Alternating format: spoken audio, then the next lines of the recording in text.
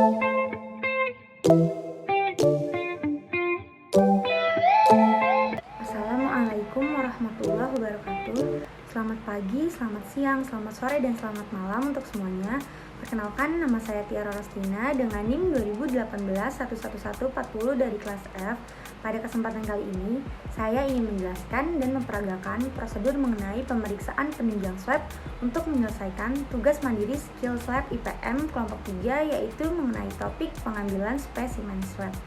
Pemeriksaan penunjang swab itu umumnya digunakan apabila kita mencurigai adanya lesi akibat suatu infeksi. Dan contoh lesi yang akan kita periksa pada hari ini diduga adalah angular cheilitis.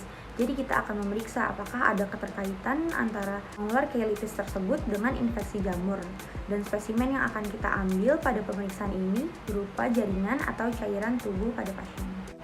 Dan apa-apa saja yang perlu dipersiapkan pada pemeriksaan swab kali ini, yaitu yang pertama kita persiapkan terlebih dahulu alat dan bahannya. Yang pertama itu ada sarung tangan seperti yang telah saya pakai, kemudian kita siapkan juga masker terlebih jika kita berhadapan dengan orang secara langsung. Kemudian ada cotton swab kit dan bisa juga kita gunakan cotton bud steril yang kita tidak sentuh ujungnya agar tetap steril. Kemudian kita siapkan juga tabung atau kontainer yang kosong.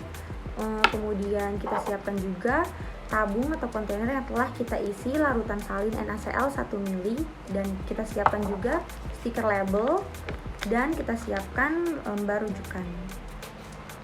Kemudian jika kita telah selesai pada persiapan alat dan bahannya, kita bisa lanjut untuk mempersiapkan pasiennya dan juga mempersiapkan sisi mukosa mulut yang akan kita periksa. Pertama-tama, kita bisa instruksikan pasien untuk duduk secara tegak di dental unit. Kemudian, bila pasien masih memakai gigi tiruan, kita instruksikan agar pasien melepas gigi tiruannya terlebih dahulu. Kemudian, instruksikan pasien untuk berkumur agar menghilangkan debu-debu yang masih tersisa. Baru kita lakukan pengambilan spesimen pada lesi pasien.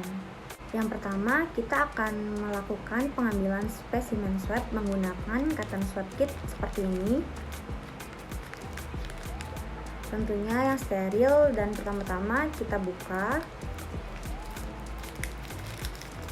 Kemudian kita lakukan pengambilan dengan sedikit penekanan pada cotton swab kitnya dan kita putar-putar 5-10 kali pada daerah lesi yang akan diperiksa seperti ini.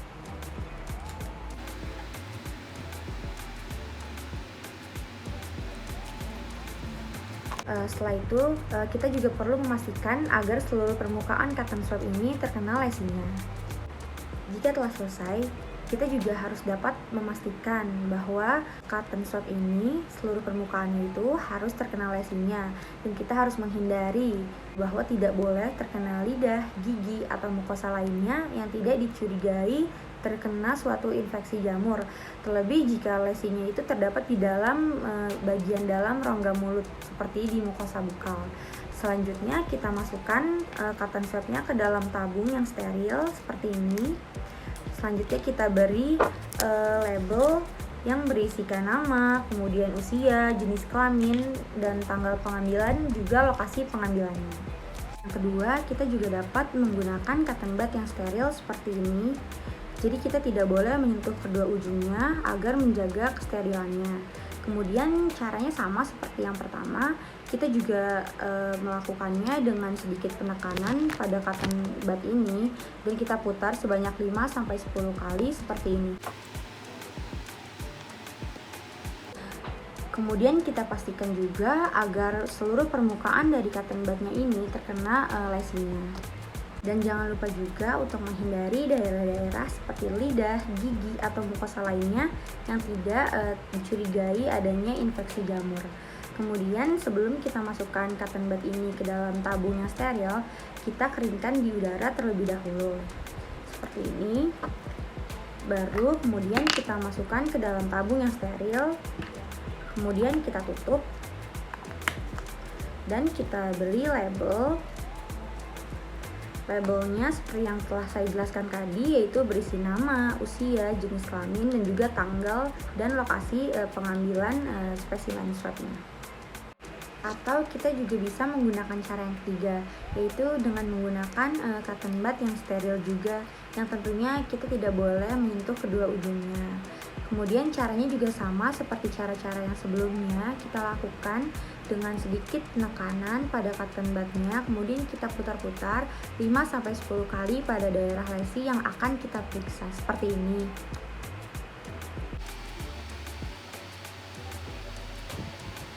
Kemudian kita juga harus pastikan juga bahwa seluruh permukaan dari cotton budnya ini terkena lesinya.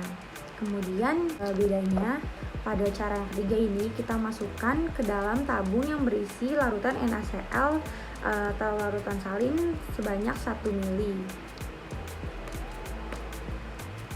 Seperti ini kita masukkan, kemudian kita tutup kembali, dan jangan lupa juga untuk memberi label seperti tadi yang berisikan nama, kemudian usia, jenis kelamin, tanggal pengambilan, dan juga lokasi dari pengambilan spesimen swab ini.